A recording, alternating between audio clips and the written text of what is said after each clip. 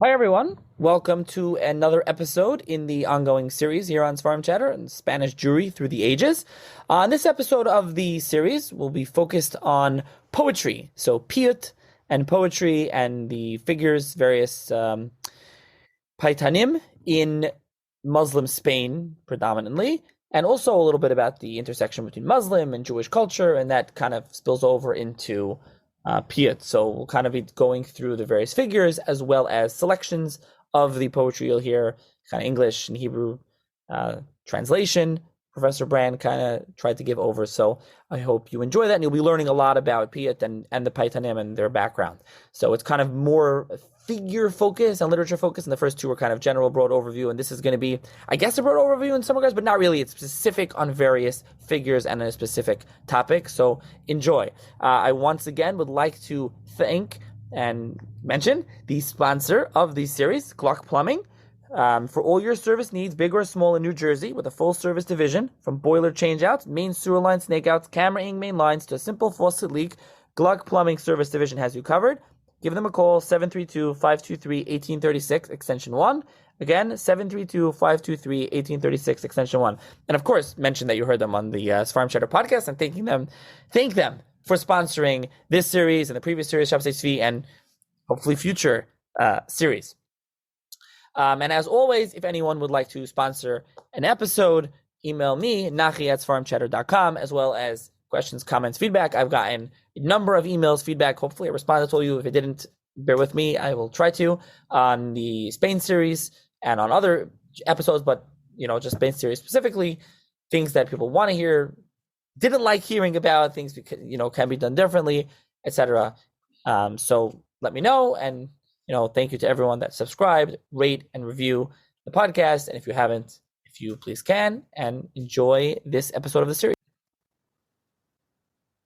Hi, everyone. Welcome to another edition of the Sephardi Chatter podcast. On this episode of the podcast, I'm going to be joined by Professor Ross Brann, who is the Milton R. Convis Professor of Judeo-Islamic Studies at Cornell University. He's the author of a number of books, his newest book being Iberian Moorings, Al-Andalus and Sfarad and the Tropes of Exceptionalism, published by University of Pennsylvania Press, and, like I said, a number of other books as well. And this episode, we're going to be discussing generally Spanish Jewry, especially as it pertains to Muslim Spain in the Middle Ages, and their great figures and their literary works, and examples from that, their poetry, and philosophy, and the Sfarim, and other things that they wrote. So thank you, Professor Brann, for joining me. Thanks so much. It's really a pleasure. So let's start off. Tell the listeners a little bit about yourself and your background. I'm from San Francisco. I guess I'm second generation Jewish American.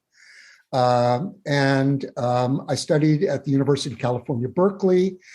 I participated in the second year of the study abroad programs at the Hebrew University in 1969-70. It really wasn't till after the 67 war that all of the various programs in Israel opened up to cater to and interest American Jews across the board in Judaica,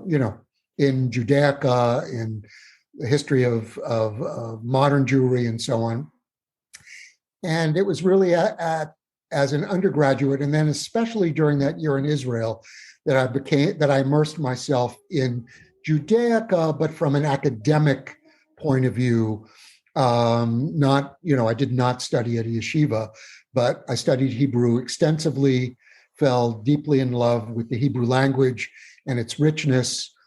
And that kind of led me to where I ended up in graduate school. Couldn't even imagine the idea of stopping study after being an undergraduate. I had a brief year at the Jewish Theological Seminary in America, where I studied Talmud with David Gordis and some other things. That was the closest I came to somewhat of a more traditional Jewish education. And then did my PhD at New York University. And at a time when, although we did end up in finding expertise in particular areas of Judaica, we also really received a very, very broad training that I think I benefited from really for my entire academic life. Really from, like we say, people used to say from the Tanakh to Bialik or something like that. I mean, we really studied almost everything.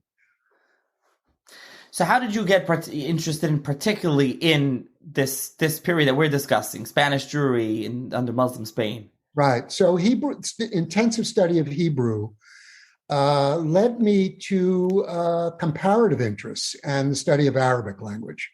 And from the study of Arabic language and how important Arabic was in the evolution of Jewish culture in the Middle Ages, there was no reason or rationale not to study Islamica in addition to Arabica. And during the period that I concentrate on, really from, let's say, 800 to 1300, this was a period in which, if you study the history and culture of the Jews in Mediterranean lands, you can't really separate cultural developments from Arabic and Islamic studies. And so that I ended up getting training in both. And in one way or another, that's what I've been working on ever since. And it's deeply enriched my Jewish experience, frankly. Okay, so let's talk about the Jews. You said from 800 till 1300.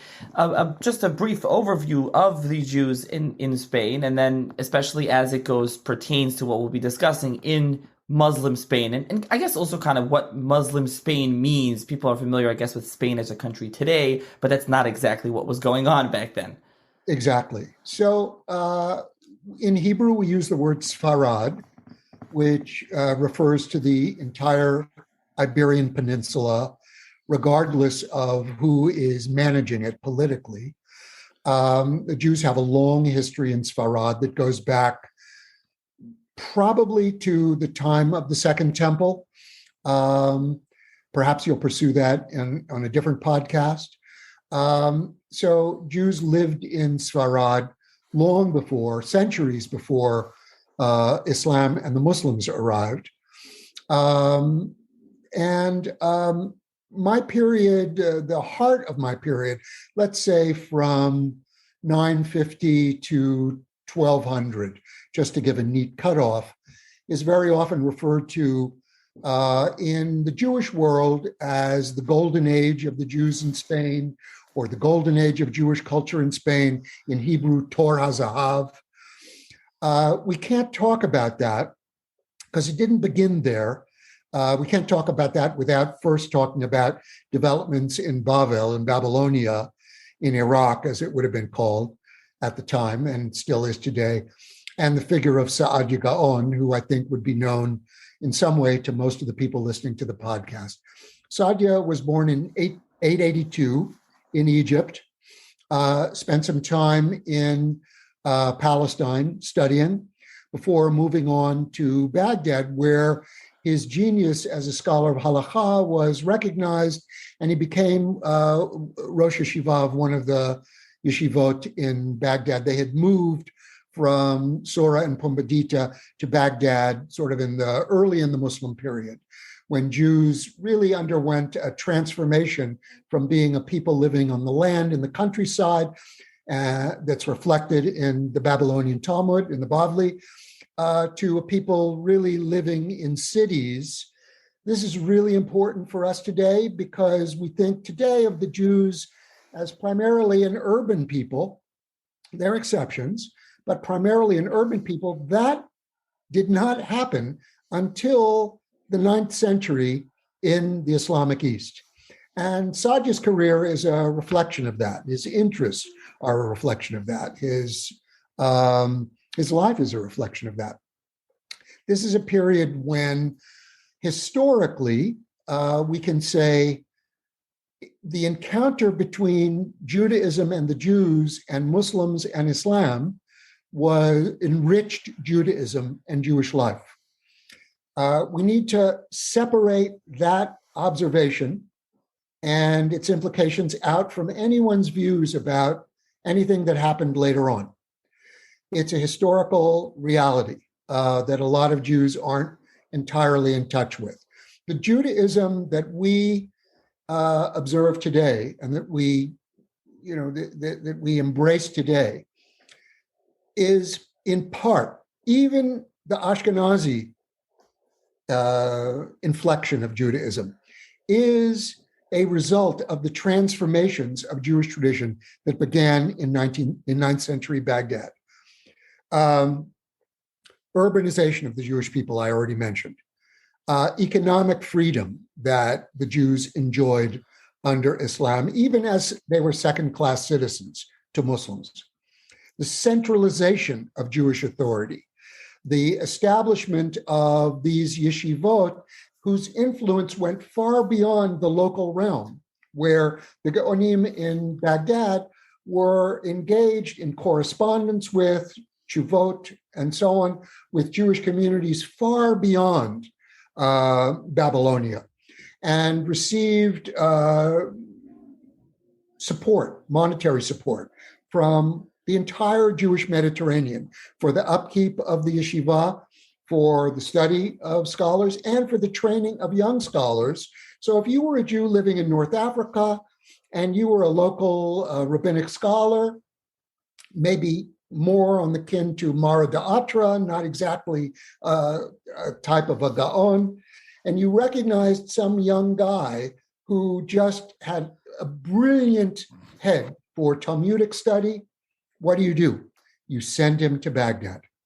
And so there was this nexus of interconnection between the Jewish communities all over the Mediterranean. This was true with the yeshivot in Palestine too, but more so with the Bavel Center. And so that's the context in which not only did the transformation of Jewish culture under Sadia Gaon happen there, but it had repercussions that went all the way across Eretz Yisrael and south to Yemen and across North Africa and into Spain. What am I talking about specifically? Quickly, for the first time ever, Jews began the systematic study of biblical Hebrew grammar. No one had ever done it before. Why did Jews do it? Because Arabs were doing it with the Arabic of the Quran. The encounter with what Muslims were doing with their divine revelation as they understood it inspired Jews to begin to look at our Tanakh in a different way, not to remove it from the sphere of the basis for all of halakha, but to look at it more broadly. Also, Hebrew lexicography, the study of Hebrew words in the Hebrew Bible. Biblical exegesis and commentary. Sadia wrote a translation of the Torah into Arabic and some other books, but also a commentary, which he called tafsir. He wasn't absolutely the first in all of these areas, but he was the first most important one to do it. There were a few others. In halakha, no one before the Geonim had written a halachic monograph devoted to a discrete area of halachic study. No one had ever written a halakhic digest. No one had ever written a halakhic code.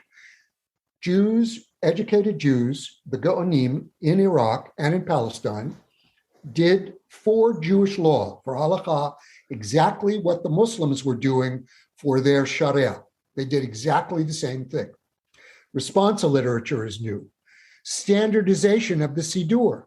Sadia produced, the earliest standardized Siddurim. The idea that, well, out there in the Jewish world, people are using a different Siddur for Chagim and Shabbat. This rankled. This idea of it's all got to be one thing. First time Jews under Sadia ever wrote systematic theology. The Tanakh, the Talmud, the Midrashim are, of course, full of theology. They talk about God or God speaks all the time, but no one had ever said, what is God? What is God's relationship to the created universe? What is God's relationship to the Jewish people? What is God's relationship to the individual soul? Jews became interested in these questions. Why? Because Muslims were interested in these questions. Finally, interest in poetry and poetics, and we'll talk more about that in a little bit. Okay, so fascinating, as you were saying. So, and then also have the Siddur of Amram going, right, which is still around today, of his Siddur that he sent around. So that's another one. Yeah. Exactly. So now we get to Spain. So first of all, Muslim Spain. Let's just try to explain geographically, where are we talking about? Like you said, it's the whole peninsula, but what are we talking about when we mention this period and these figures that we'll mainly be discussing? Spain at this time, there's no unified Spain. So mainly, where are we discussing? And it's not called Spain. So the Jews called the whole peninsula Sfarad, and the Muslims called the whole peninsula Al-Andalus, from whence the modern Spanish southern provinces, Andalusia in modern Spain, that's where that came from the Arabic word. The origins of that are complicated. We don't need to go into that. But for at least 200 years, really a little bit more, maybe almost 300, Muslims and Islam controlled almost the entirety of the peninsula, with only the northernmost part of Iberia under Christian control. Subsequently, in something that history calls the Reconquista, or Spanish history calls the Reconquista, the border between Christian Spain and Islamic Spain begins moving south. And the key date in that period is the Christian conquest of Toledo in 1085. Toledo is virtually dead center in the middle of the peninsula. Jews continued to live in both parts of Sfarad, the Christian part of Sfarad, the Islamic part of Sfarad, for centuries.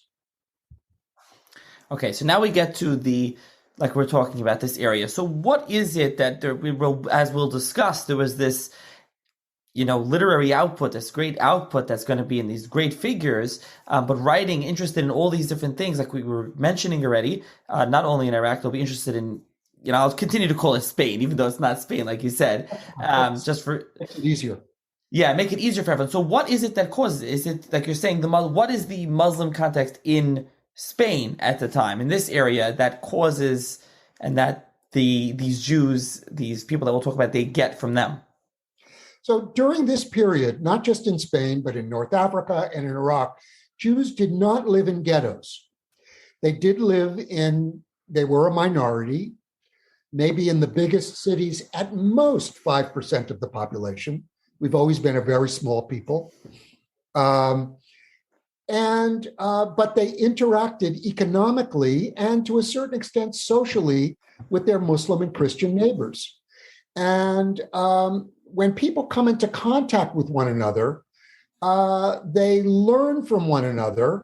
And just to make this absolutely clear, this process of, let's call it cultural assimilation, not what we mean by assimilation today in the United States. All of the figures and all of the communities I'm talking about were 100% halachic Jews.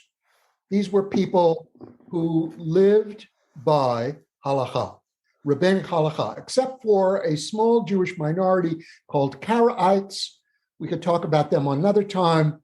It's not the focal point. There were Karaim were biblical-oriented Jews that rejected rabbinic authority, but I'm not going to talk about them, other than to say I have to correct myself when I say all Jews followed rabbinic halakha. There was this other, much smaller minority body that did not. But even they interacted with rabbinite Jews. So the Jews during this period in Iraq, in North Africa, and culminating in Spain, found a way to feel completely comfortable as Jews, observant rabbinic Jews, while engaging the larger cultural environment, not in ways that would violate rabbinic tradition or detract from Judaism. They viewed it, on the contrary, as a way of enriching Judaism, or as we were talking about before we went on air, they often said what they were actually doing was recovering what was already present in biblical Israel or then in the cultural world of the Chachamim. And so for them, this was not in any way a distortion of Judaism or Jewish experience. It enriched it and it enabled them to have the resources to live and prosper in the world that they inhabited, which was a very different world than the world of biblical Israel or even the world of the Chachamim. A big part of that is poetry, as you already mentioned. So before we get to the figures and their works, I want to talk a little bit about the poetry, because poetry meaning literally poetry, as well as slichos, kinos, and all these kind of poetic things. This is something. So first of all, what type of Hebrew poetry we're talking about, and how does this compare their poetry to the Arabic poetic tradition, the Arabic poetry going on then, and also as well to prior Hebrew poetry or somewhat lack thereof? Right. So there actually was a lot of Hebrew poetry. You mentioned some of the genres. Together, we can call all of them piyut.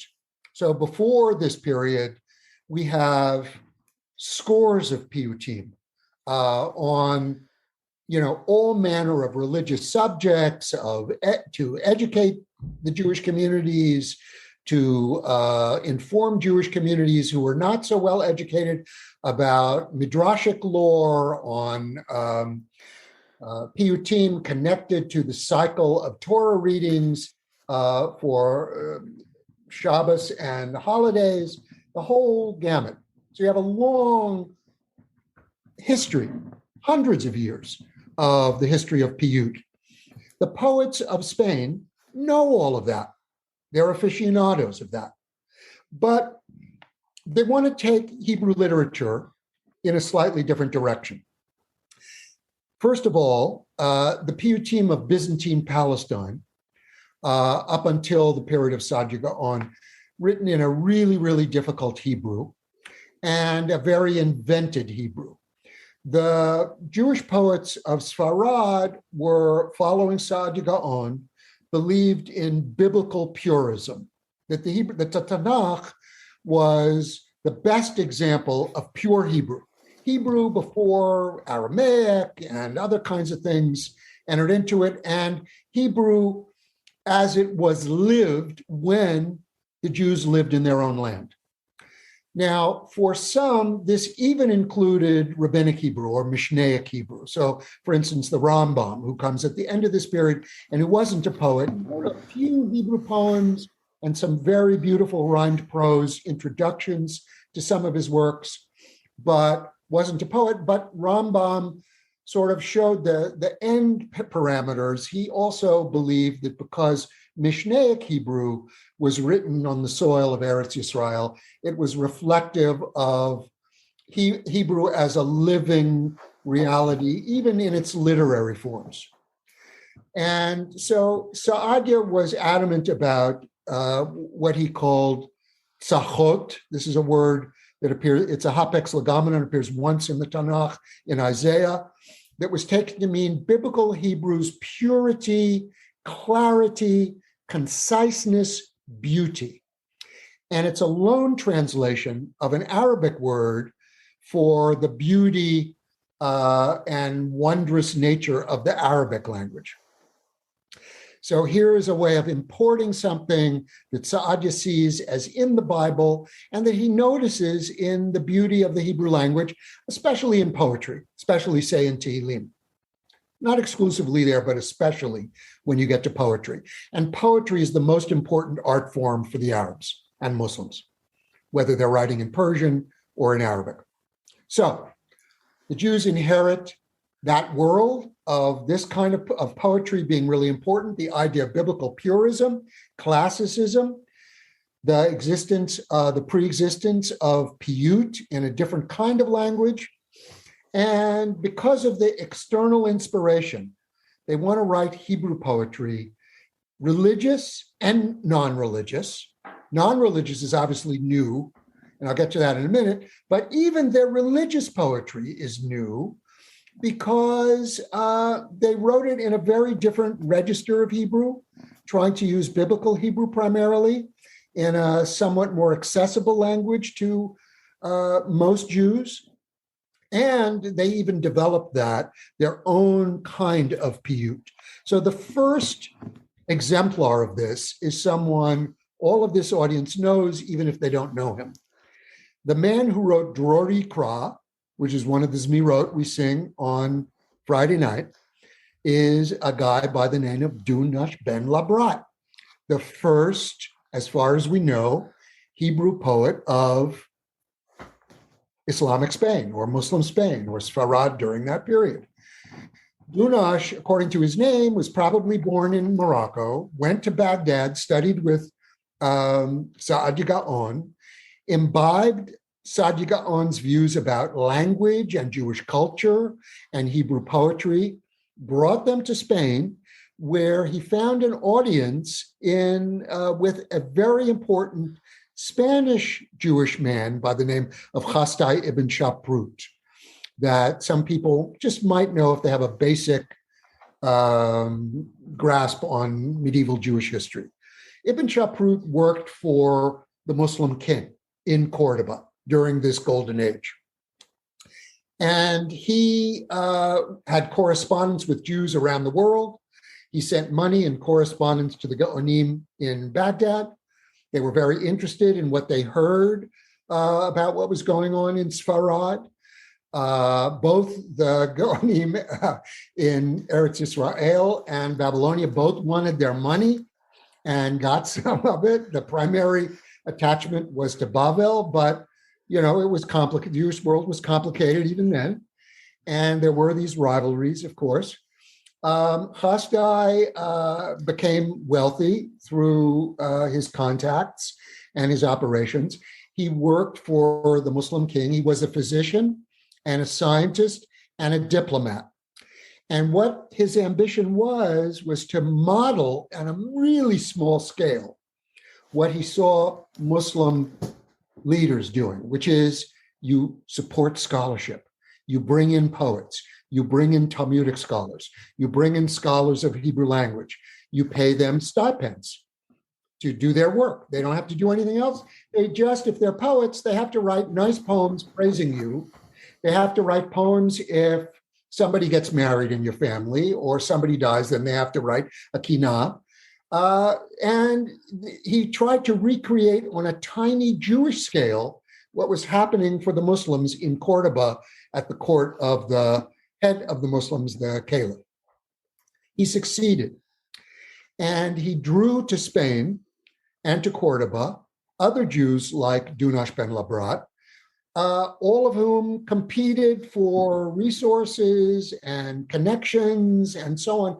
And it set off this period, which we call Torah Zahav, the Golden Age, which began sort of slowly and was predicated on that stuff in Baghdad, but then took off really, really quickly. So I want to, Dunash, I mentioned Drori Kra, which I know everybody knows, but I want to give you a little epigram which shows his other side. And together, the two, both his piyutim, Drori Kra is not the only one. He signed it, by the way. It's an acrostic. So Dunash is why it begins with a Dalet. So he has a little epigram that was also discovered, and it goes like this in Hebrew: V'gan ednach Yehu Sifrei Kedoshim, Ufar desach Yehu Sifrei Aravim. Let your Eden be the sacred scriptures, your paradise the Arabs' books. Now, what's wonderful about this? It shows that he's living in two worlds at the same time. The poetry is almost like a perfect parallel, that you do A because that's your inheritance. And Sifrei Kedoshim probably doesn't just include Tanakh, it probably includes all of Jewish tradition. But in the world that they're living in, there's also Arabic literature. And I didn't mention, but I really have to, all of the Jews I'm talking about spoke Arabic as their mother tongue. So they're fully Arabized. They're Arabized while still remaining Jews. They are, today we would call them either Arab Jews or Jewish Arabs. Their linguistic and cultural identity lives in perfect harmony with their religious commitment. There's no problem there. And Dunash captured that in this little epigram. After Dunash, we have a bunch of other poets, some really good. Some of these characters are writing principally religious piyutim, others a little bit of both. They're dabbling in both. This breaks out in a totally new way with the appearance of Shmuel HaNaggid, who was born in 993 and died in 1056. He's from a Cordovan family that fled to Malaga in the wake of some civil disturbances that did not involve the Jews, although Jews were affected by it. He eventually moves to Granada with his family and there becomes one of the most important Jews of the entire period in multiple ways. Some listeners may know, even if they haven't looked at it, I don't think it's been translated into Hebrew. It's in Judeo-Arabic. It's Hilchata Gavrata. It's a halakhic treatise that the Naggid wrote. He was a halakhic scholar. He studied at the yeshiva of Rabbi Chanoch. He was a Hebrew grammarian who wrote on Hebrew grammar. And he was most famously the first of the greatest Hebrew poets of Sephardi during this period. Additionally, he embodies this other aspect that was already there through the figure of Chasdai ibn Shaprut, who wasn't a poet, wasn't a halachic scholar, as far as we know. The Naggid combined all of these things. He also, by virtue of his Arabic, became the prime minister of the Muslim state of Granada. I can refer people to how they can find out more about this, but he was the second in command of the Islamic country for decades because he was trusted by the Muslim king, partly because he was a Jew, because the Jews were a tiny part of the population. They couldn't overthrow the king, and because he was savvy. And I want to, before we look at a couple of his poems, just want to read you something really quickly from Avraham Ibn Daud, Sefer Kabbalah, the Book of Tradition. This is how Samuel the Naggid was remembered by the Jews of Sfarad. One of Rabbi Chanoch's outstanding disciples was Rabbi Samuel HeLevi the Naggid ben Rabbi Yosef, surnamed Ibn Nachrila of the community of Cordova.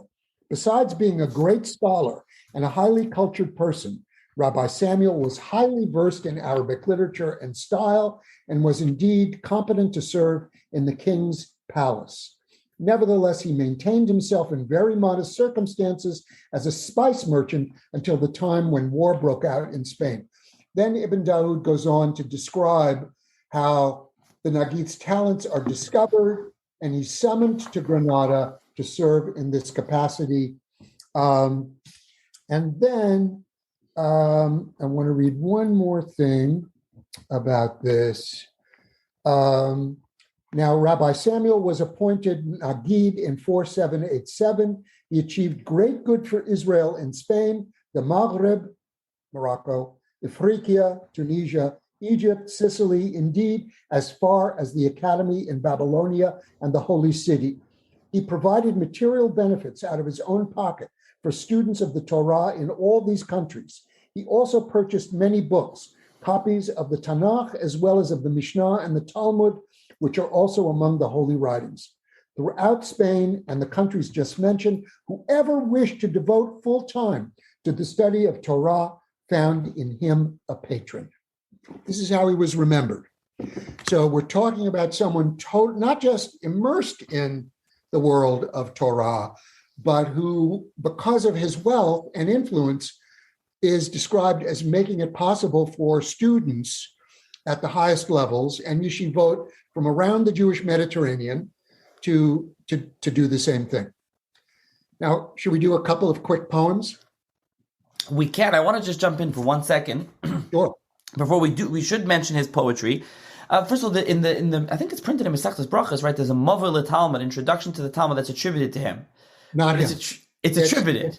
It's a tribute. Well, it's not really attributed to him. There is another Shmuel the Naggid, who's an Egyptian Jew from a slightly later period.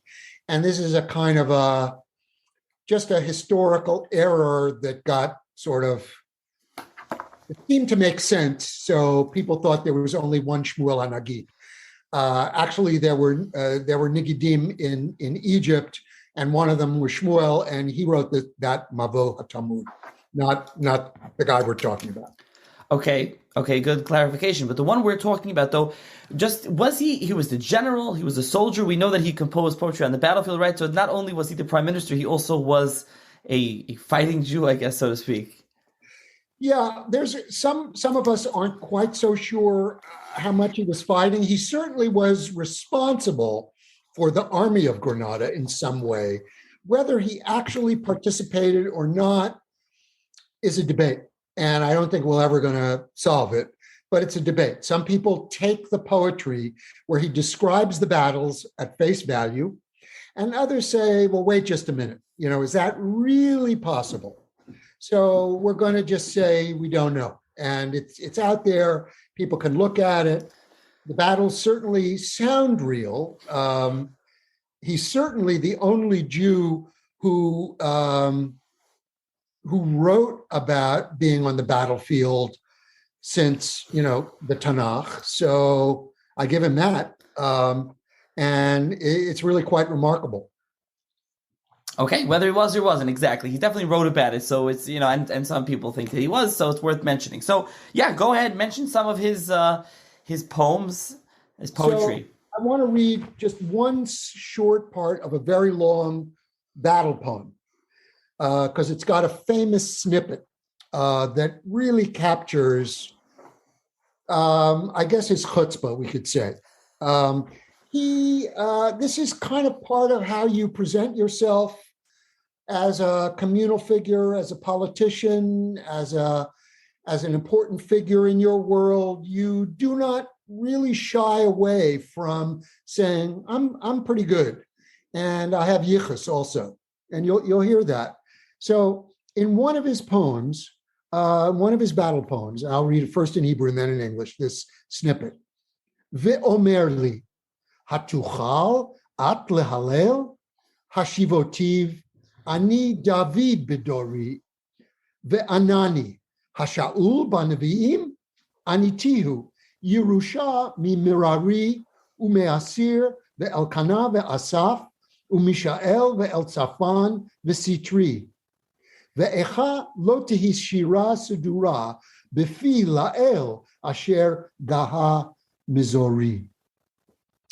I meant to say kale, but I made a mistake. So if you want to change that, we can. So what in English by a wonderful poet named Peter Cole, whose work I'll reference later on.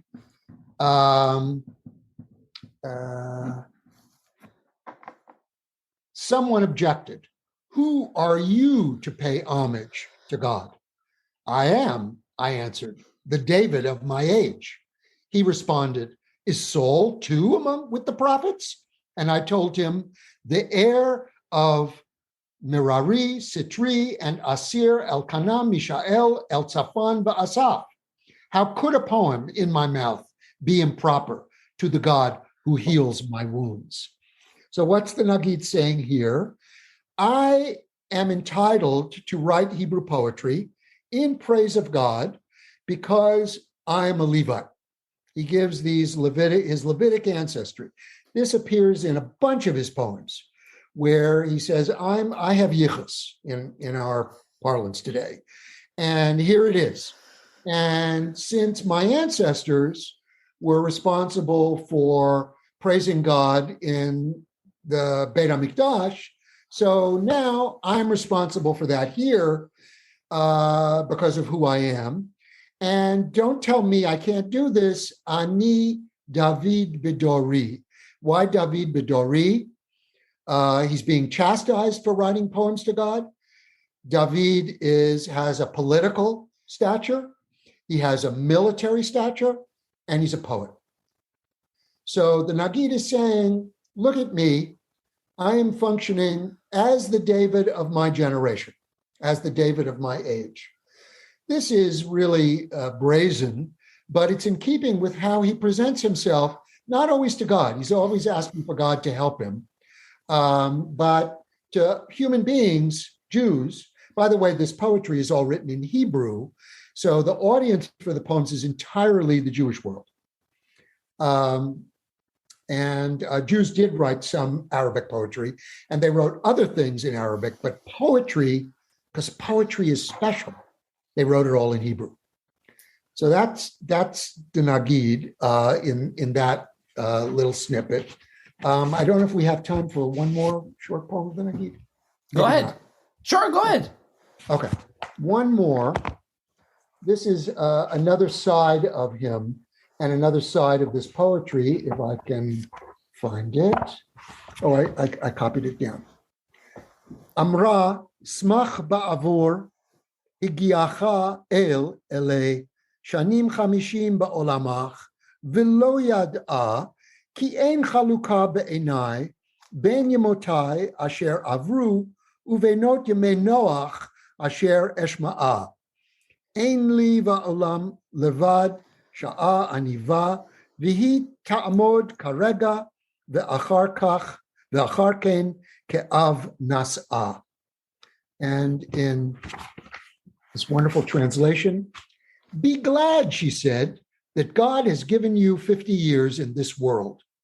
Though she didn't know, there is no division between, as I see it, my days that have passed and Noah's, of which I've heard.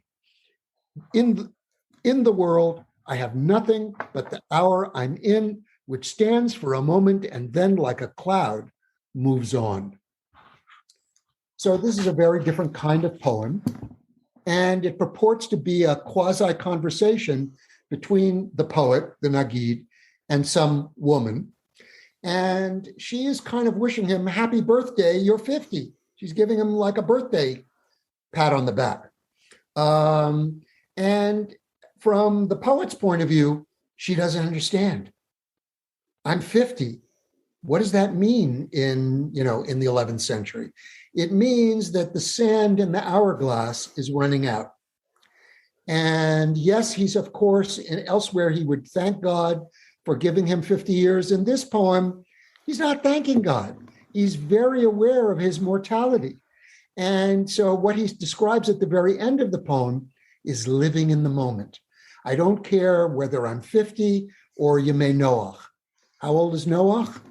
950. He's saying 950, 50, what's the difference? That's all gone. All I have is right now. And if you go and look back at the poem, the brilliance artistically of the poem is that it goes from years, two versions of years, Shenotai, Shanim, to Yamim, Yemei, Yemotai, and then Sha'ah, and then Rega. So the units of time in the poem sort of whittle down to that moment where the Naggid is living only in the present, and even that doesn't feel very substantive. It's like a cloud. It's there, and it's going to go away. Brilliant meditation on the brevity of human life that in some ways feels very modern. The Naggid is a very complex individual. I hope we conveyed a little snippet of that. Absolutely. And so you mentioned this earlier, just to emphasize. So a lot of these piyutim, these poetry, so like you're saying, there are religious ones, kinos, slichos, and then there's just poetry, I think some of them have been published as like shirei chol, right? They're non-religious poetry. Right. I have no problem calling them non-religious. We always used to translate, Israelis speak of it as shirei chol. We used to call that secular poetry. And then we realized for these people, this was not secular. They were celebrating all aspects of human life in the Hebrew language. For them, it had a religious significance, even if the poem itself wasn't on a religious topic. So people like me don't call it secular poetry anymore, because that really misrepresents how the poets themselves understood what they were doing. So we call it social poetry, poetry about what it's like to be a human being and a Jew living in the here and now, or in a family, or in the Jewish community, or whatever it is, as opposed to the poems that they wrote praising God that would be recited in the synagogue, or we're getting soon to Ibn Gabirol. He wrote yet a different kind of piyut. So that's how we see it today. And I think this distinction is really important, because the whole idea of this being secular would be absurd to thoroughly halakha observant Jews.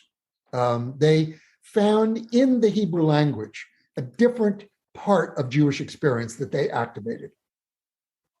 Very valid point. Exactly what you're saying. I just wanted to differentiate that difference between what you would say as a kinna or as a slicha, or a piyut and shul, as opposed to this. That's all. Okay, so you mentioned Shlomo Ibn Gabirol, who we should mention. People may be familiar with his Azharos, right? As Harot. Right. That maybe probably listeners are familiar with, but he was wrote a lot of work, so you can talk about him a little bit. So Ibn Gabirol is a very different figure, the second of the four most important greatest poets of Torah Zahav. He wrote voluminous numbers of piyutim, some of them designated for particular points in the synagogue service. So it's very clear there that the intention is for the Shliach Tzibur to recite the poem in the synagogue service. Most of those we would call, or the genre, which is a new genre in Muslim Spain, in piyut. It's called rishuyot. It's a less obvious genre, and it's always tied. So, for instance, Ibn Gabirol has a bunch of poems. I think maybe we can look at one, or maybe not from the ones I selected, that are positioned to be introductions to Nishmat Kol Chai.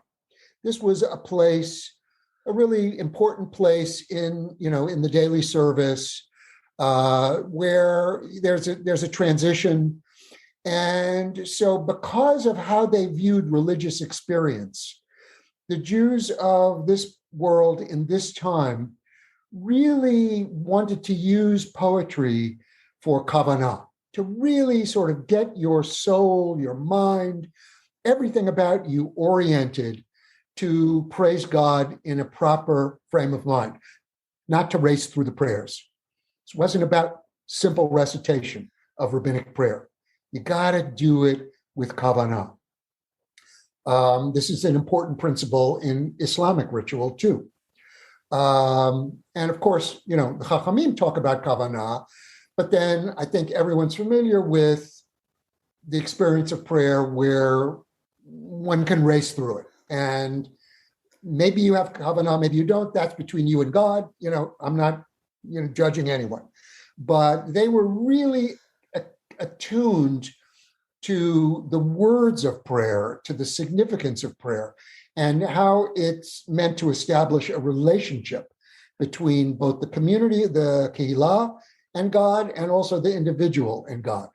And so these rishuyot are often there to do that, to sort of create a pause. I was a little surprised. I looked in the art scroll right before Nishmat, and I saw that the art scroll in a note makes a reference to Yehuda HeLevi and Avraham Ibn Ezra writing Rishuyot for Nishmat.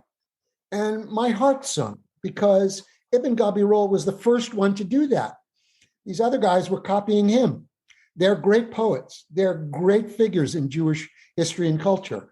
But these Rishuyot this style of poetry really was invented by Ibn Gabirol. It doesn't exist in the earlier Piyut tradition. It's new. And the other part of what Ibn Gabirol was doing, and I think the reason it's there in Nishmat, is the religious experience of the individual. Typically, our standardized tefillah, certainly the Shemona Esrei, it's about the kahal, it's about the kilah, it's about Am Yisrael and God. It's not about the individual. Yes, on certain, say Rosh Hashanah and Yom Kippur, we get a different series of notes too. But in the communal experience of prayer, the community is forefront. In this period in Jewish religious history, the religious significance of the individual is discovered. It's not meant to replace the community of Israel at all, but it's an important complement, let's say. And the poets really, really thought that their poetry could enliven and enrich that individual religious experience. So these poems are not just poems per se, beautiful or not, they're about the religious experience connected to the place where it goes. Now, Ibn Gabirol was also, a secular poet. If I said I wasn't going to say that, but let's say a social poet who wrote on not religious themes. So, unlike the Naggid, he lived a really short and unhappy life.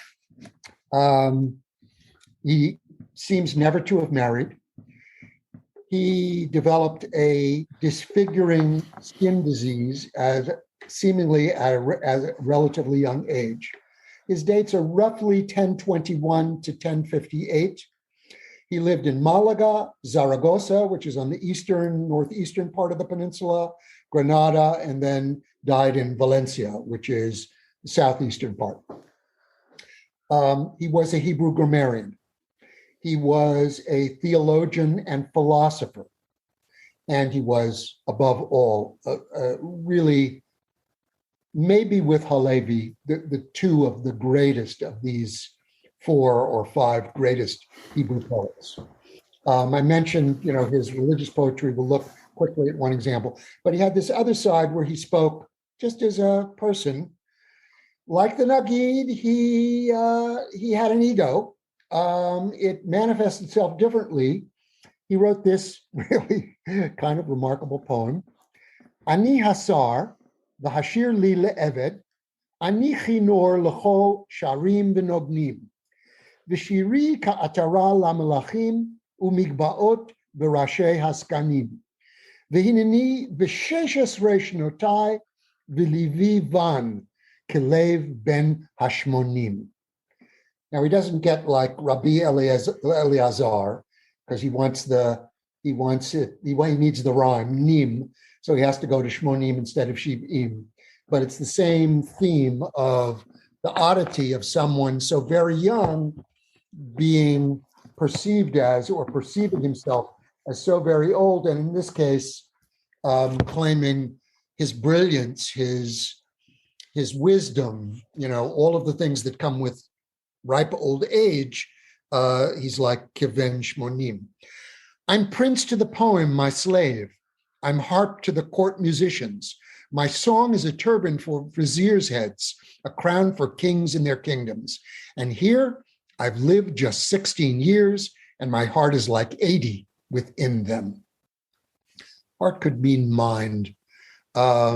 This translation doesn't directly translate the van. I understand, I perceive, I think, but that's okay. One short reshoot.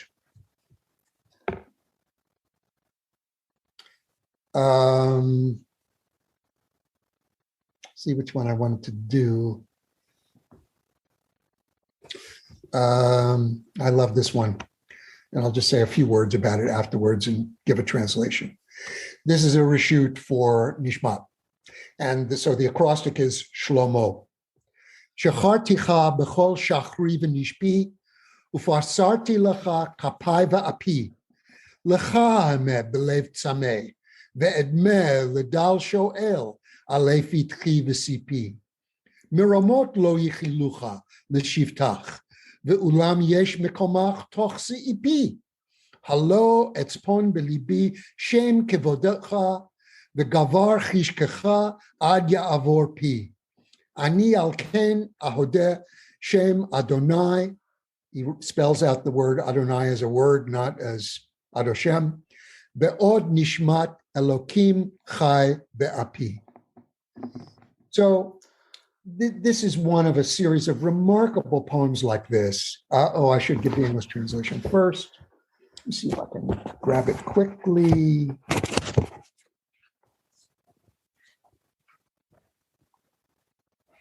I seek you every evening and dawn, my face and palms turned up to you.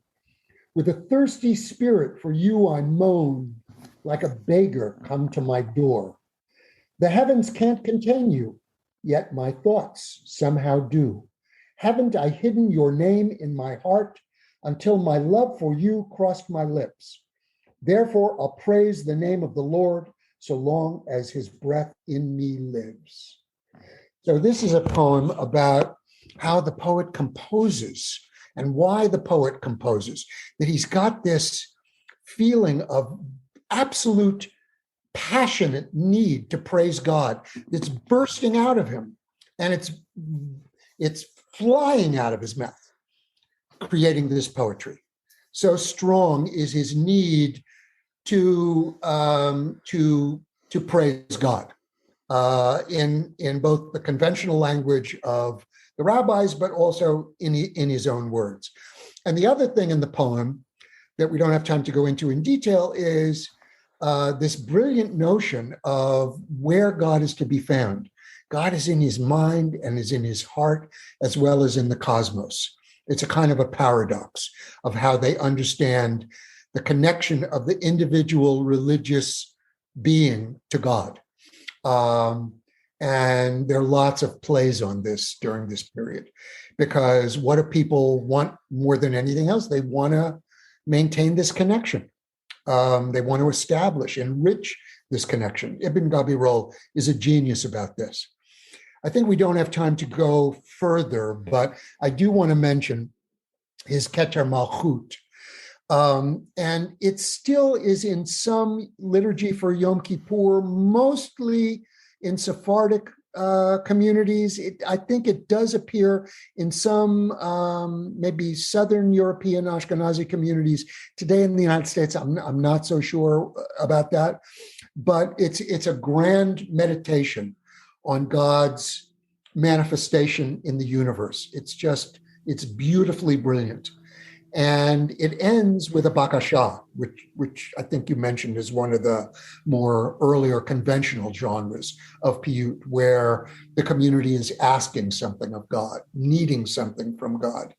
So Keter Malchut and the poem that concludes it is a wonderful example of this. I would also say, as a reminder, for those of you, those who are listening who just aren't familiar with any of this, if you look in your machzorim for the Chagim in all of the Chagim in Tishrei, but also Pesach and Shavuot, if they're in all of the machzorim for the Chagim, you're going to find piyutim from all of these figures and others. There are many, many others too. Compared to the numbers of Arab poets, much, much fewer, of course, because the Jews are a really small community. But these poets made a profound impact on our liturgical life in a way that it saddens me. Where they come from, what they represented, isn't really taught much, and it's not fully appreciated. Their words maybe are recited, maybe they're even recited in shuls passionately, but from someone that studies them and that adores what they accomplished and achieved, and who finds meaning in their words, it's a terrible tragedy that who they were and what they represented sort of has gotten lost in the transition from the medieval period to the modern period. So we can talk about that here for a minute. I mean, we'll get to suggested reading and you reading translations and Hebrew editions, and those not familiar can purchase and look more at and read. But why do you think that is? Is some of that because just a lot of Siddurim, Machzorim, and Shul stop saying some of this? Is it because people don't understand poetry? They're not as, especially American Jews, I guess let's call it, are not as attuned to poetry, to the prose, to the style, to the Hebrew words, to the rhyming. Is that part of the issue, do you think? So you're getting me, you're forcing me to come out and say something that is sort of behind some of what I'm trying to convey without blaming anybody.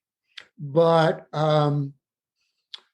what it comes down to from a historical perspective, from my point of view, is the divergence between Sephardi tradition and Ashkenazi tradition. Now, this is ironic because these people have not been completely eliminated from Ashkenazi tradition. A lot of these piyutim are there. You can find them.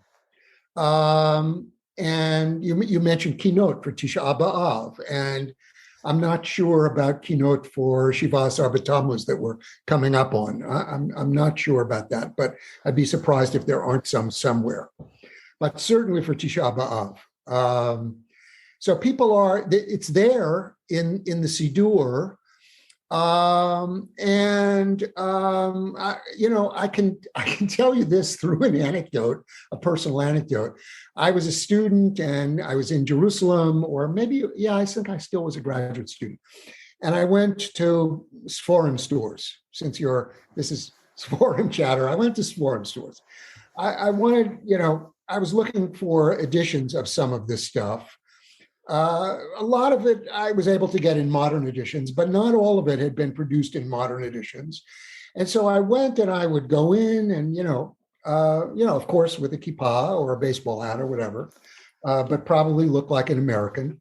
And I'm talking about, not like last year or 10 years ago. I'm talking about, 1969 or 70 something. And I would mention the names, Avraham Ibn Ezra. So a kind of look of, worry, panic would come over the face of the man in the bookstore, and he would motion me to the back, like I was going back to where they kept the Apikorsim. This is completely misunderstood. I get why that's how it's viewed. I certainly, I studied all of Jewish history, so I understand why. And, but on the one hand, this man probably knew, anybody who, reads in the Machzorim knows Avraham Ibn Ezra. I have two huge volumes of his religious poetry, hundreds of piyutim, hundreds. Same with HaLevi, same with Ibn Gabirol. Moses Ibn Ezra, now we have a brand new edition of his piyutim, hundreds. So, and Avraham Ibn Ezra, though, also wrote, of course, a really important Torah commentary. So Avraham Ibn Ezra, who I was going to get to last, but for purposes of this anecdote, so he's all kinds of things. He's a scientist, he's a commentator, he's a poet, he's a grammarian, he's a polymath. He's working on all branches of philosopher, theologian. He's working on all branches of Judaica as he understands it. And he's an Arabist too, even though he wrote everything in Hebrew. He didn't write anything in Arabic. And then transmitted that to the Jews of Italy, the Jews of France, the Jews of England. But because of his outlook on knowledge and God's relationship to the universe, so his emphasis in his Perushim is on Pshat, not uniquely. He certainly knows, rabbinic commentary, but this means that he's a little suspect. And so he's in the back. And whatever he wrote that is in it's always, you got to go and ask for it. You're not going to, it's not, classical Kabbalah kind of thing where you have to have gone, you have to have mastered halakha and rabbinic mysticism to a certain, and then you can go into classical Kabbalah. It's not that. It's a different kind of danger for certain people. And this saddens me profoundly because of the richness of this period and the individuals who contributed to Jewish life that we still have, at least in the form of their piyutim. That experience of going into that bookstore, that got repeated a lot as I went hunting in Mea Shearim or in other places for other books. And even Judah HeLevi, he's inherently more kosher, but for reasons that, the people I bought the books from didn't understand, mostly because of the Hebrew translation of the Kuzari. But his poetry and everything else about him, and even the Kuzari, which you can't really understand, it was written in Arabic. You can't really understand it unless you know Arabic and currents in Islamic thinking during the period. Even HeLevi just doesn't make sense. And what he contributed to Jewish tradition just doesn't make sense without understanding his cultural context. So I'm among those who, when I teach this at Cornell, I don't speak as a Jew, the way I'm talking on this podcast. I speak, as someone who studied this as part of the humanities. My enthusiasm for it comes through. My love for it comes through. Someone then wants to come to my office and ask me, gee, you get awfully excited when you talk about this. What's that all about? I will probably at some point tell them. I'm not trying to hide it, but it's not, what I'm there to do. But when I teach this, in adult Jewish education, in my shul or in other shuls, or where I'm, whatever, or in this pod, then I'm going to talk about this dynamic that you're asking about, which is, well, what happened to all these people? Where did they go? Well, they didn't go anyplace. And in the classical Sephardi tradition, they're preserved. They're profoundly respected. Now, because of modern Jewish history and the course that modern Israel has taken and that some of the Jewish communities in the United States have taken, sadly, from my point of view, classical Sephardi culture has somewhat been co-opted by Ashkenazi influence, let's say. I'll put it as mildly as I can. Now I have no, I'm not involved in that process, nor am I in a position to interfere in it. But if we just look at what's happened in some of the Sephardi yeshivot in the United States, in Brooklyn, and I expect in Israel too, or if I look at, some of the, not entirely, but some of the influences on Shas, yes, they would follow the Sephardi chief rabbi, but there's been an Ashkenazification that is a function of dynamics in the modern Jewish world, and that I think has contributed to the disappearance of all of, not its disappearance, but its sort of being set aside. And when I'm speaking to Jewish communities, I'm interested in aiding in the process of recovery. Not to diminish in any way, Ashkenazi tradition, which has its own strengths and its own contributions to the history of the Jews and to Jewish culture. That's a different story. And I talk too long because I'm a professor, you see. So this is part of the operational, it's an operational hazard. It's very interesting, the point you're making. And I think, just to go back to what I was trying to say, the other point is even the piyutim and the kinnis and the slichas and the Rosh Hashanah Yom Kippur thing, and people they say it, like you said, in shul, but they don't know it as much. I think that has to do with not understanding as much. You have the art scroll, but not understanding as much what it is exactly they're saying, or appreciating the poetry, just that aspect. I know you mentioned Ibn Ezra and others, right? Like Art Scroll, for example, translated a lot of Rishonim and Chumash. They didn't do Ibn Ezra. I doubt they'll do Ibn Ezra, right? Things like that. Exactly. Kuzari's been translated. Ibn Ezra was a halachic Jew.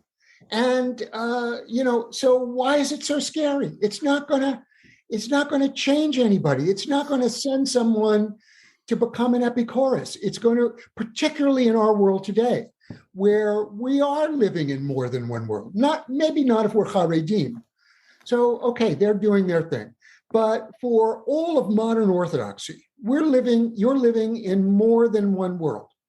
So, there is nothing terrifying about Ibn Ezra or any of these other figures. They have a lot to teach you, a lot to teach us, and to be proud of. And especially if we embrace, how wonderfully beautiful the Hebrew language is. Rambam makes it one of the mitzvot to study Hebrew, to learn Hebrew. He was part of this tradition, although not a poet himself. Hebrew is, a part of Jewish culture. Now, if you're living in a totally Talmudic environment, Hebrew Shmebrew, it's the Gemara, it's Aramaic. Okay, Hebrew, I got to learn the Mishnah, but I don't really know. But Hebrew is inherently the language of the Jewish people, and as such, a treasure. So, like I said, we'll get to, we can go on discussing this, but we'll put that aside, and I'll talk at the end, suggested reading, and where people can learn more about this. But we do want to mention a number of figures. Like you said, the Rambam is, we won't really discuss much on this podcast because he wasn't, for the context of poetry, a philosopher. Of course he was, and halachas, but we won't mention so much the poetry. Mainly we're discussing the poetry. So you mentioned, obviously, Yehuda HeLevi, the author of the Kuzri, one of the most famous kinos on Tisha B'Av, Tzion Halei Tishali, of course, and many others, but that's very famous. Everybody says that. Right, and he didn't write it. He did not write it to be a kina for Tisha B'Av. He wrote it as a personal poem, as part of a whole corpus of 40 poems he wrote about his, we could call it an aliyah with a small a, from Spain to Israel. Yeah, absolutely. So I think, just to mention, we can discuss here. You mentioned already Ibn Ezra's background, so if you want to mention some of his poetry, you could. But you already mentioned him himself personally. But there's Yehuda HeLevi, Ibn Ezra.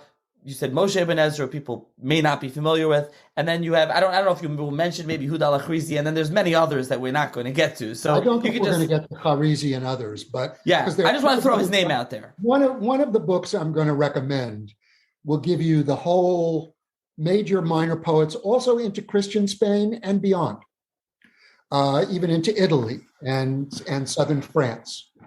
And we could go even further because these poets that we're talking about were important. How do we have so many of their poems? Well, the religious poems we have because they made it into Sidurim and Machzorim. Most of them. Some of them didn't, but most of them did. Other poems of theirs were kept because they were famous figures, like Avraham Ibn Ezra and Yehuda HeLevi. They were famous. The Naggid's poetry was not really discovered until the 20th century. And much of the poetry of all of them, and a bunch of others, was not discovered until the discovery of the Cairo Geniza. I don't know, is your listenership, or do I need to say something brief about that? You can mention it. I can refer the listeners back to an episode I did generally with Professor Eve Krakowski, and I also had recently. Okay. I recently had also Professor Dr. Rebecca Jefferson on her new book about the discovery. So I have discussed Cairo Geniza. Refer listeners back to there. Oh, okay. So they are more interested in the social aspects of what was found in the Geniza, but what was also found in the Geniza were pages and pages and teared off pages of manuscripts of medieval Hebrew poetry. Why? Because in Egypt and in Yemen and in Eretz Israel and throughout the whole Mediterranean, Jews who could read and write were fascinated by all of these poems and by the figures who wrote these poems. So we have hundreds, thousands of manuscript pages that filled in a lot of the picture of what was going on and enriched us to be able to produce more complete copies of both their social poetry and their religious poetry. So it proved to be just incredibly important from a literary perspective and perspective of the Hebrew language, Hebrew literature, and Jewish history, religious history of the Jews, the Geniza. So Moshe Ibn Ezra, who I'm going to have to spend the least amount of time with here, in tradition, all of these figures get an R or a resh in front of their name. They really weren't rabbis in the classical sense. They were all trained in Talmudic study, but they didn't write on halacha, except for the Naggid of the poets I've mentioned. Now, there were others. Moshe Ibn Ezra studied at the yeshiva in Lucena with Rabbi Yitzchak Ibn Ghayat, who was the head of the yeshiva in Lucena and who wrote a Talmudic commentary. There were a bunch of people like him, like this Rosh Yeshiva, who trained all of these poets. So they knew halacha, but they didn't practice. They weren't poskim, nor did they write, and they weren't dayanim, nor did they write, Talmudic tree, except the Naggid. Among the poets, among the ones I've mentioned. But there were others who were primarily halakhic scholars, but because they were Sephardim, they dabbled in writing poetry, usually more religious, but always some secular poetry too. So Moses Ibn Ezra, who was born around 1055 in Granada and who died in Christian Spain in 1138, approximately, is known in Jewish tradition as Hasalah, because his expertise as a paitan, as a writer of piyut, was for slichot. So if you go to any collection of slichot, you're going to see scores of poems by Moshe Ibn Ezra. It was one of the themes that he just sort of embraced as his own. He wrote many other religious poems on other topics of religious interest, but in particular of slichot, and people need to look at that. So he wrote one other grand religious poem, which is modeled on Keter Malchut, and I might be wrong, but I don't think it's printed in any Sidurim. But it's B'Shem Kel Asher Amar.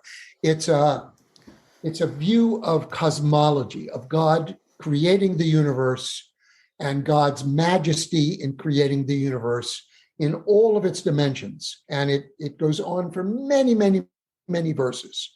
And it's majestic, and it's a different kind of praise of God than we find normally in the tradition. I'll read one secular poem just to capture some of the beauty of the language which stands out. This is just beauty. Technically speaking, it's either a nature poem or a wine poem or a little bit of both.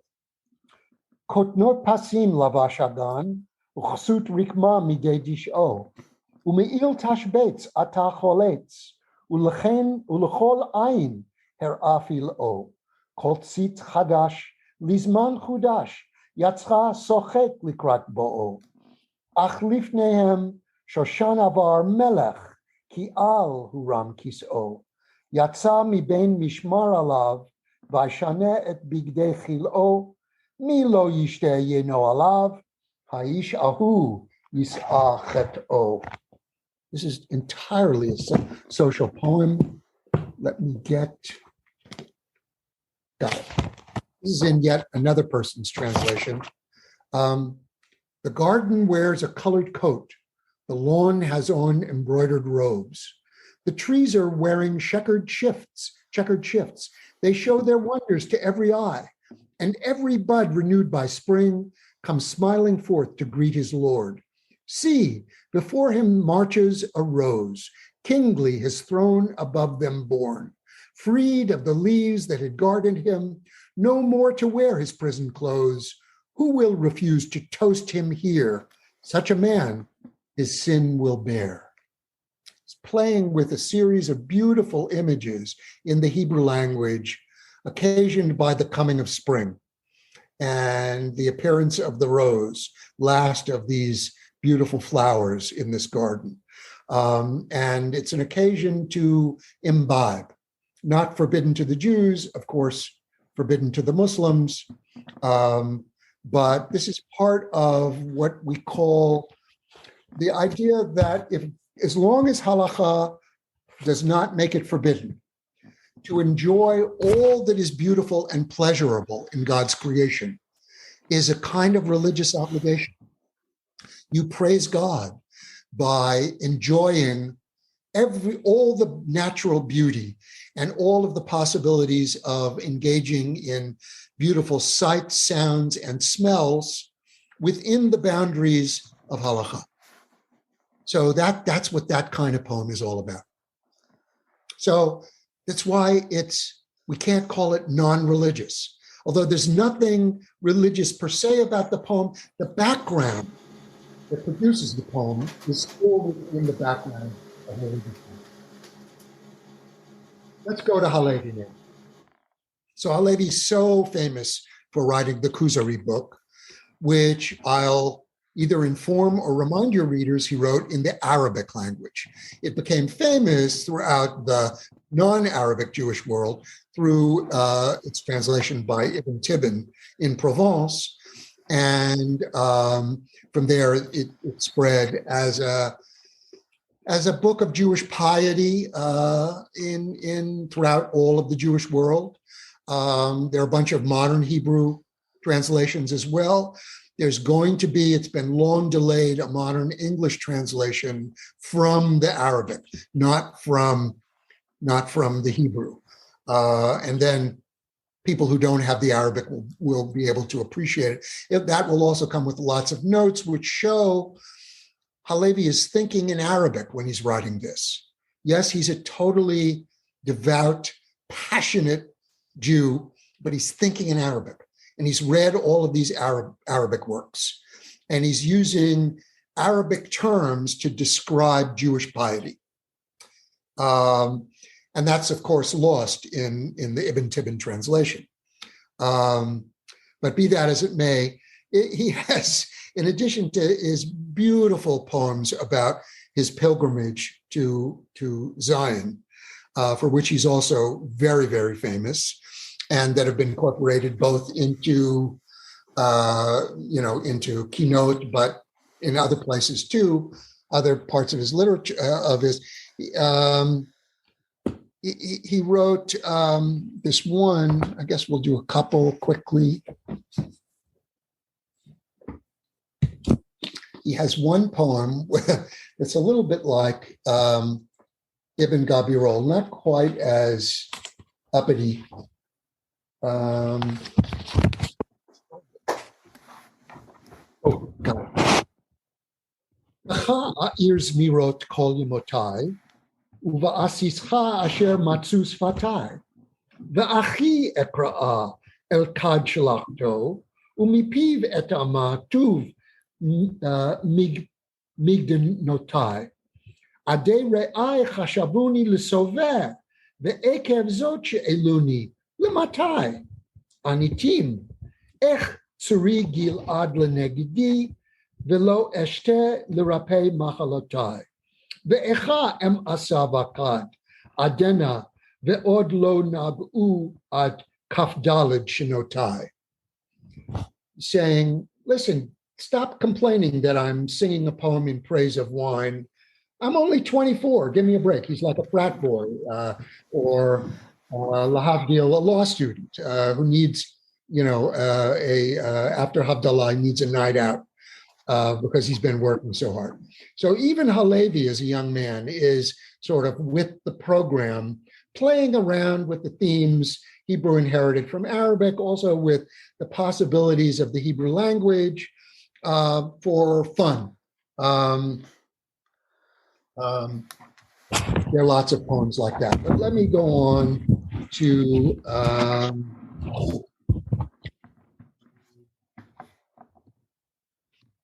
just one. Let's see.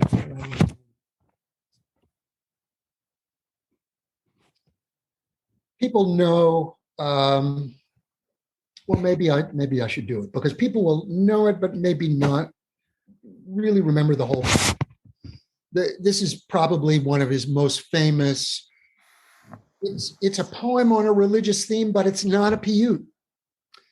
It's part of that cluster of 40 poems he wrote while he was thinking about planning en route, and then, he first arrived in Egypt, where he stalled. I'll mention that in a few minutes. Libiva Mizrach.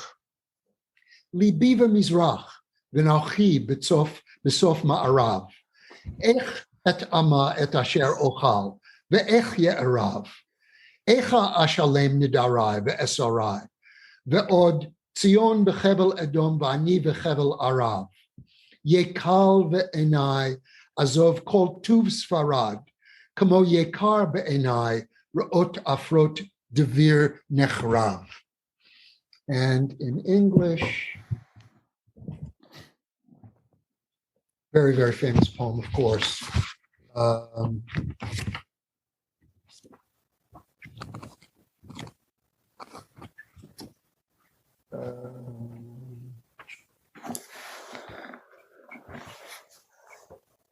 Give a prose translation.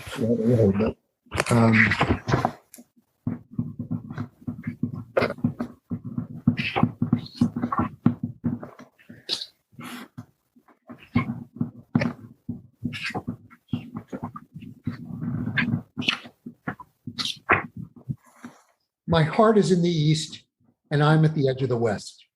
How can I possibly taste what I eat? How could it please me? How can I keep my promise or ever fulfill my vow when Zion is held by Edom and I am bound by Arabia's chains? I'll gladly leave behind me all the pleasures of Spain, if only I might see the dust and ruins of your shrine. So this poem was written when he was still in Sfarad. And when HeLevi began to think about actually going, he didn't do it immediately.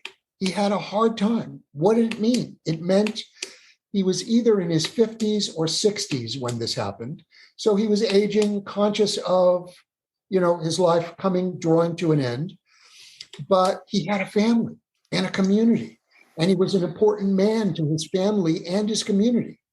And so one of the poems he writes while he's en route, when he finally decides to go, is a heart-wrenching poem about how desperately he wants to go to Zion, but how heartbroken he is that he's never going to see his two grandchildren again. He's a man who's torn. He's torn between, living a fully Jewish life with his family in Sfarad, but his desire to go and to die in the land of Israel, to taste the soil of the land of Israel before he dies. That he believes he can establish a mystical connection to God if he only goes to Yerushalayim. So he's very conscious of everything that he's giving up, and he's torn by that. And it takes him years to make good on his vow. It's not just like, okay, this is part of my religious necessity. I'm doing it now. I know it comes at great cost, but I have to go. How do we know all of this? We know all of this because of the Cairo Geniza, which contained a lot of letters about HeLevi's back and forth, his connections in Egypt. And then, most importantly, what happens to him when he finally arrives in Egypt, in Alexandria? Is he able to go immediately to Eretz Yisrael? No, for a couple of reasons. One, the ship is not ready to sail, and he needs a rest after this long trans-Mediterranean journey. He also can't go right away because people, big, machers in the Jewish community in Egypt can't wait to host him for Shabbat and Chag. And we have letters in the Cairo Geniza about important Jews in Alexandria and important Jews in Cairo battling, no, he's coming to me. No, he's coming to me. No, he's coming to me. He has to come to my house for Shabbat. And HeLevi is kind of trapped, incredibly, among the Jews of Egypt who all want to rub elbows with him and be honored by his presence at their table because of how important he is and because of his pilgrimage, but they're not letting him go. Finally, after months, close to Shavuot in 1141, or on Shavuot in 1140, close to Shavuot, he set sail for Eretz Yisrael, and he dies of natural causes close to Akko soon after he lands. We know this from the Geniza. So we have a much deeper picture of why he was going, what detained him, what happened when he actually got there. It's really quite remarkable. And, Bialik, who was very enamored of HeLevi and edited a lot of his poems, a lot of people think just lyrically he's the greatest of all of the poets. And certainly is 1A or B, or they're two ones, both Ibn Gabirol and HeLevi, very, very different. And that's important too, because they were really very different individuals with different religious lives, with different social lives. And so their poetry reflects this difference, even though they're religious, they come from the same religious background, the same cultural background, and they're all Arabic speaking. Let me end with Avraham Ibn Ezra, who I mentioned before, wrote commentaries on the Torah and the books of the Tanakh, and wrote books on science and on Hebrew grammar, multiple books. He's a prolific author and a prolific both social poet and religious poet. And this is a good place to end, I think, end this discussion, and maybe you'll have another comment or two, and we can wrap up. Now I have to find it.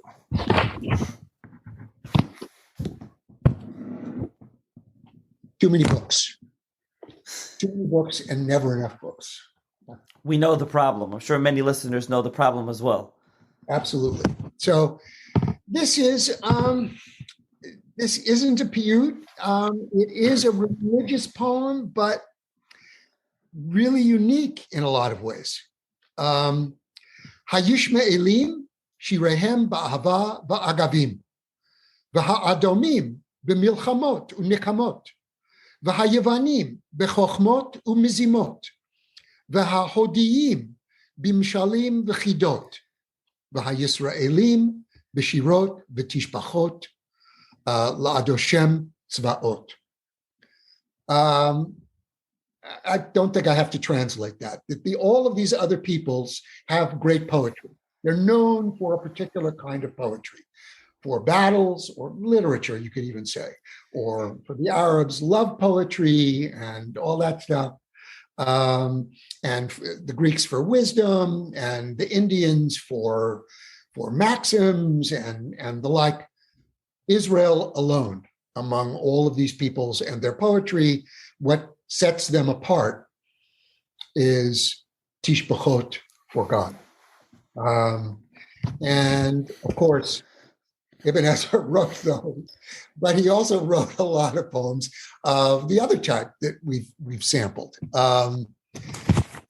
So it's not entirely true what he's writing there, but I guess what he's saying is what's singularly unique, aside from the language of Hebrew poetry of the Jews, is praises of the God of Israel. So really fascinating. I mean, I hope this episode gives the listeners a sampling, somewhat of an understanding, appreciation of the piyut, the Hebrew poetry, like you said, so as you call it, the social poetry, the religious poetry, piyutim, kinnas, slichas, and there's obviously many more that we didn't get to. We also only really focused on poetry, not on works of philosophy that we know Yehuda HeLevi wrote, Ibn Ezra, and HeLevi was in Arabic. You mentioned from Ibn Dawud, and on his Seder Kabbalah, he also read Munah Harama, which is his two new actually Hebrew editions recently of that, but that was also written in Arabic, is a philosophical work. Chavos Halvavis, Rachim Bakuda, we didn't discuss, also written a philosophical work written in Arabic. Another hour easily on them, but that would be. Exactly, that's what I'm saying. So this episode is really, in the beginning, maybe I said a different word, really dedicated to the poetry, and I hope, listeners can appreciate the beauty and all that there is in there. So, you've been reading from a number of different Hebrew and English books. So what suggested reading can you suggest to listeners? If the listeners are interested in really three things, I'll ask you for three things, then primary text in Hebrew and in English. And also, are there any historical books, from contemporary scholars that have written about this that people can read? Right. There are, and the ones I'm going to mention, at least for the translations, are easily accessible in paperback and probably from local libraries. And if they aren't in synagogue libraries, that's a shanda. These books should be in synagogue libraries for people to look at. So one is by a poet named Peter Cole, who lives in Jerusalem. And what he did was he wrote a beautiful book that gives a lot of the history and gives some of the literary discussion and biographies of the poets. And it's called The Dream of the Poem. And it's published by Princeton University Press. And it's written, a scholar would enjoy it, but it's written for anybody who reads books. And there's so many poets in this book that also go into Christian Spain that it would give you a really full picture of both religious poetry, but also social poetry from 950 to 1492. That's the subtitle. Hebrew Poetry from Muslim and Christian Spain, 950 to 1492, published by Princeton University Press. That would be the first book I would go to because it's so rich in not just the poetry, but also in what I think you need to know in order to understand what's going on with this poetry. Then there are two smaller volumes published by the Jewish Publication Society with the Hebrew. Peter Cole's does not have the Hebrew text, but I'm almost positive that he has a link in there through Princeton University Press to the Hebrew originals. And so that's because the Hebrew originals you can't really buy in the States. You'd have to buy them in Israel. But the other two volumes that I'm going to recommend of translations are more literary, a little bit less historical. They're both by Raymond Shinlin, ScheinDlin. And the first one is just on social. It's called Wine, Women, and Death. Again, Jewish Publication Society, paperback, easily purchased. Again, should be in every public library, should be in every synagogue library.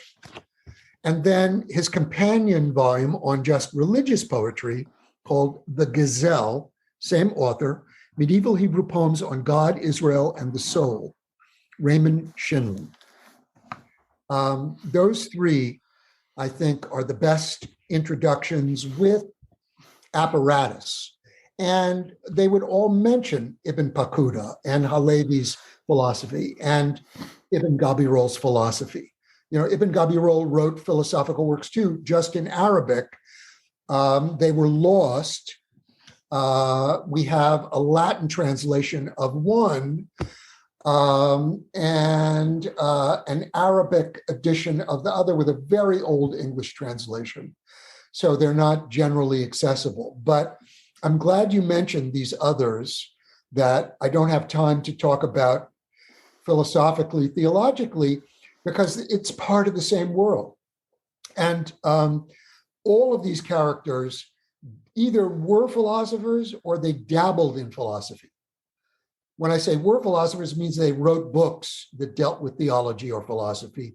They all read it, even if they didn't write it.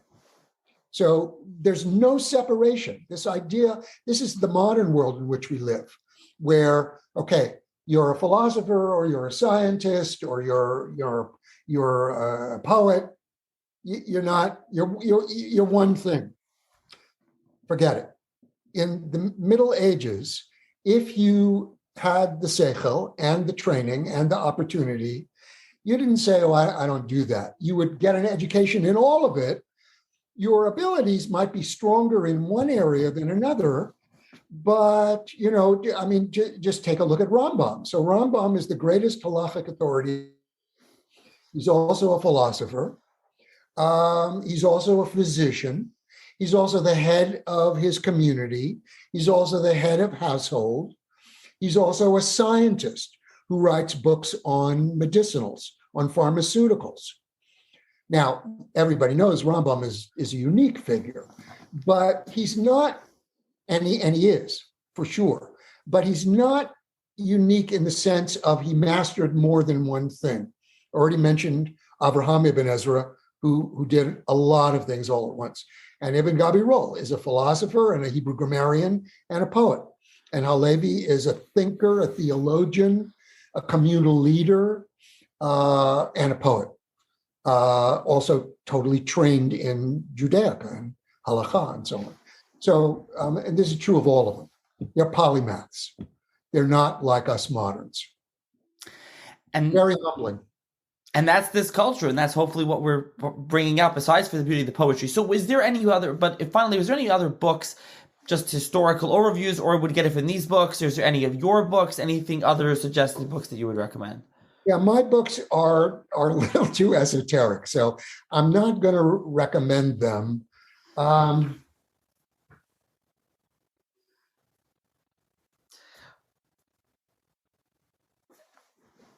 But if anyone is interested in your books, they can put them onto Amazon and look on, anywhere, put in your name and come up with, you have a number of books, edited books, a number of books you just published. Like I said, the one of them is brand new, so relatively speaking. So, yeah, I think my best recommendation is the three books I mentioned have great bibliographies. And if you say you really, I really want to know more about Ibn Gabirol, you got the bibliography there. There is another paperback, I guess I can mention it, of Ibn Gabirol that includes some of his philosophy. It's by Raphael Loewe, Loewe. It's just called Ibn Gabirol. The translation, since it does have Hebrew in addition to English, it will have religious and social poetry and philosophy. We'll talk a bit more about his philosophy. There is a wonderful translation in English from the Arabic of Ibn Pakuda, Chovot HaLevavot in Hebrew. In Arabic, the Arabic original is Hidayah ila Fara'id al-Qulub, but there's an English translation by